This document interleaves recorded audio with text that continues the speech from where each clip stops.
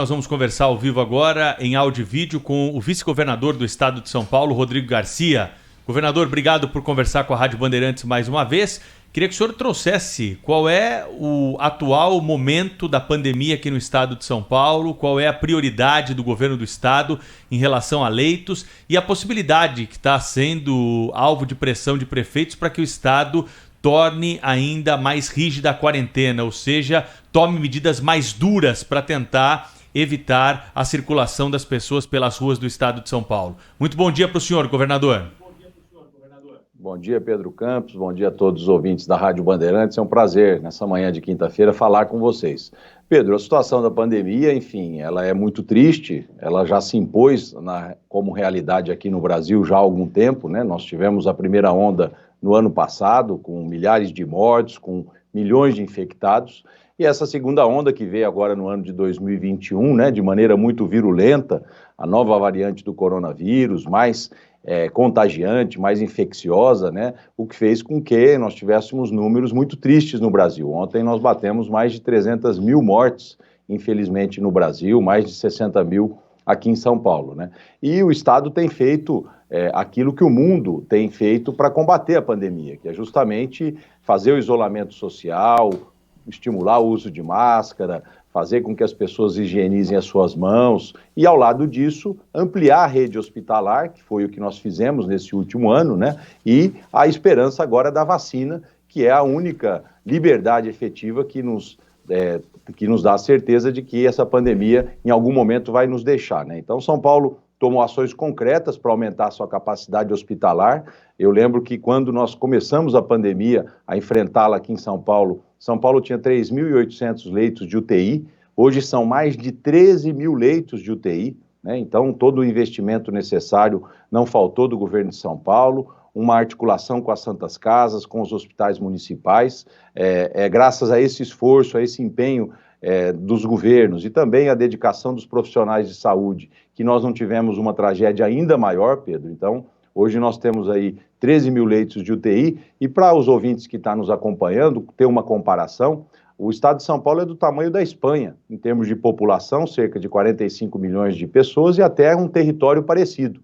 Lá na Espanha, um país de primeiro mundo, nós temos cerca de 4 mil leitos de UTI. E aqui em São Paulo são quase 13 mil, né? Ou seja, mostra claramente o esforço de todos os paulistas aqui, coordenados pelo governo de São Paulo, pela decisão do governador João Dória, para que a gente pudesse enfrentar a pandemia, né? Mas, naturalmente, isso só não é suficiente. Nós precisamos que as pessoas continuem cumprindo as suas medidas de isolamento. E foi isso que nós fizemos nos últimos dias, Pedro. Nós estamos há 19 dias já numa fase vermelha e, mais recentemente, numa fase emergencial.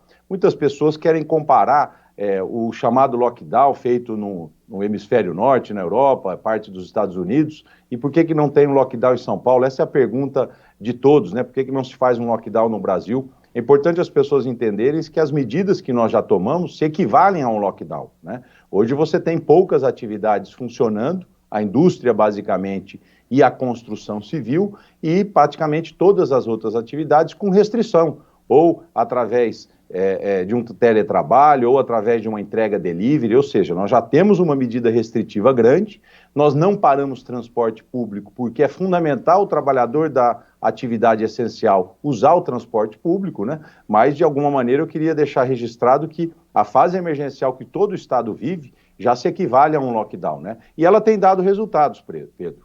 Nós tivemos nos últimos 4 dias uma desaceleração no número de internações. Infelizmente, óbitos ainda muito grande, por conta que reflete o passado da pandemia, número de casos ainda em elevação, mas a gente percebe uma desaceleração ainda muito pequena na internação, né? O que significa que tem dado resultados. O que o governo quer passar de mensagem principal à população é que continue praticando o distanciamento social, que continuem entendendo que é só ficando em casa, que é só se cuidando que nós vamos conseguir passar esse pior momento da pandemia.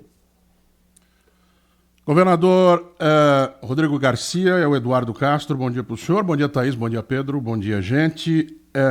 No começo da semana passada, ou na semana passada, o Ministério da Saúde passou a solicitar que governos e prefeituras usassem tudo aquilo que recebessem de vacina em primeira dose, né? Não mais guardando para a segunda como estava acontecendo. O secretário de Saúde disse que iria seguir essa orientação. Mas de lá para cá, ontem, a Índia suspendeu exportações da AstraZeneca, que é a vacina utilizada, uma das vacinas utilizadas no Brasil. E hoje, a União Europeia, como nos informou nosso correspondente Felipe Killing, vai votar o banimento ou suspensão, pelo menos momentânea, de exportações de vacinas feitas lá. O senhor acha que seria o caso de rever essa orientação? Ou, pelo menos no estado de São Paulo, tomar uma postura diferente? Bom dia, Eduardo. Acho que uma boa pergunta aí para a gente esclarecer, né? O que aconteceu em relação às vacinas nos últimos 3 meses no Brasil, desde a primeira pessoa vacinada aqui, a enfermeira Mônica Calazans, até hoje, né? Nós tivemos praticamente o Butantan de São Paulo sustentando a vacinação do Brasil. O Butantan produziu aqui mais de 27 milhões de doses, são quase 28 milhões de doses já entregues ao Ministério da Saúde. E, infelizmente, as outras vacinas, no caso a AstraZeneca, um volume ainda muito pequeno, cerca de 6 milhões. 4 milhões importados da Índia, você acabou de dizer que a Índia proibiu a exportação agora para o Brasil, e cerca de 2 milhões produzidos ali no Rio de Janeiro, na Fiocruz. O que está claro para nós é que nós teremos dificuldades em outras vacinas. Nós tínhamos uma previsão agora em março, Eduardo, de receber mais de 13 milhões da vacina AstraZeneca.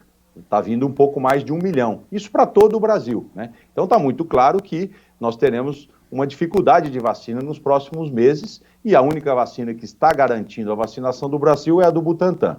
São Paulo já faz um trabalho de logística que nos permite utilizar, no limite do intervalo entre uma dose e outra, um número maior de vacinas. Então, quando o Ministério anunciou, olha, fiquem tranquilos, eu entrego a segunda dose, portanto, libere as doses que você tem como se fosse primeira. Foi essa a orientação do Ministério, porque até então ele dava 2 doses e pedia para se reservar uma para a segunda dose, né? Nós já fizemos uma avaliação aqui no estado de São Paulo e nós já trabalhamos, no caso da Coronavac, com essa expectativa de que a gente pudesse, no limite, usar as 2 doses. Portanto, eu até sintetizei essa logística de São Paulo dizendo, olha, São Paulo não tem vacina na prateleira. Todas as vacinas que nós temos estão sendo aplicadas com a responsabilidade devida, porque daqui a 28 dias, no caso da Coronavac, nós temos que novamente vacinar, né? Então, o Ministério fez essa orientação, basicamente, do que São Paulo já fazia, e o que nos preocupa é justamente a dose da AstraZeneca. Como ela está em pouco número de doses, cerca aí de 1 milhão e pouco de doses esse mês, e ela tem um intervalo maior, Eduardo, de cerca de 90 dias, ainda não acendeu a luz amarela, né? Nós vamos ficar atentos. Essas doses agora da AstraZeneca, o Ministério destinou à população ribeirinha, aos quilombolas que não estão aqui em São Paulo, estão mais na região norte do Brasil. O fato é que aqui nós estamos basicamente vivendo da vacina do Instituto Butantan, da Coronavac. Então, nós estamos atentos a isso, demandando cada vez mais que essa articulação internacional do Brasil exista, porque é só através dessa articulação internacional que a gente pode fazer com que as doses cheguem no Brasil, e enquanto isso, estamos vacinando com a nossa vacina aqui de São Paulo, do Instituto Butantan. O vice-governador do estado de São Paulo, Rodrigo Garcia, ao vivo aqui no Jornal da Bandeirante. Gente, governador, queria pedir para o senhor, primeiro, detalhar qual é a regra agora de vacinação de professores e policiais, anunciada ontem pelo governo do estado, e perguntar também para o senhor qual foi o critério usado pelo governo do estado para escolher essas 2 categorias como prioridade na vacinação, sem considerar o fator de idade.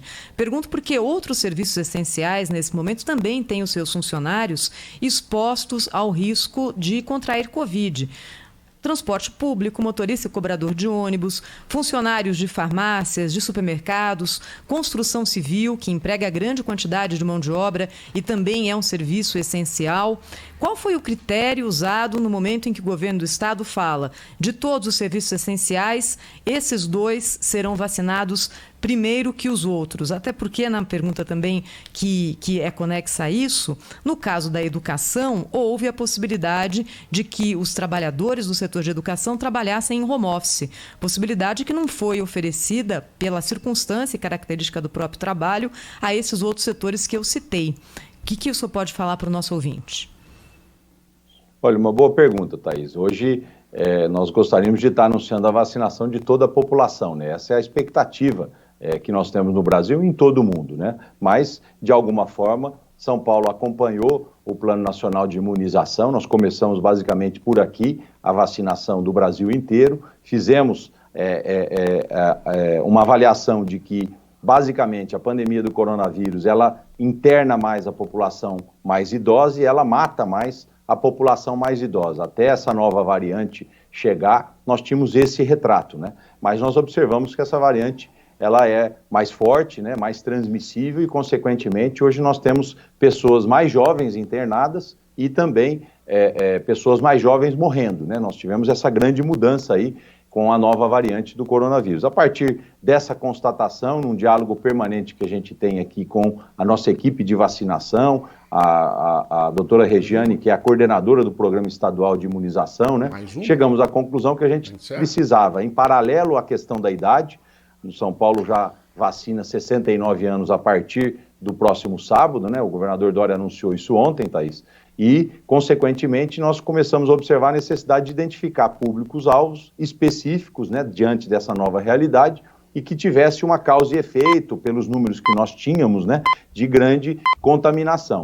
No caso da polícia, nós tivemos um crescimento da contaminação dos policiais e, por ser também um serviço fundamental, nós optamos pela vacinação dos policiais e existe uma expectativa grande, Thaís, e o governador Dória em vários momentos já disse isso, o secretário Rocieli, eu, a nossa equipe, é fundamental que a gente retome as atividades de educação. A educação é mais do que essencial para o futuro dessas crianças e jovens que estão em aula não presencial há mais de um ano, né? Então, o esforço e o foco na educação é para que a gente tenha condições de voltar o mais rapidamente possível e daí a opção pelos professores. Você toca num ponto muito claro, que é a questão de outros profissionais que estão expostos. Eu sempre cito o motorista de ônibus, de van, enfim, é uma atividade essencial, ele transporta outros trabalhadores que precisam estar nesse momento na ativa, né? E nós estamos estudando novos públicos-alvos para os próximos passos, né? O fato é que a gente tem agora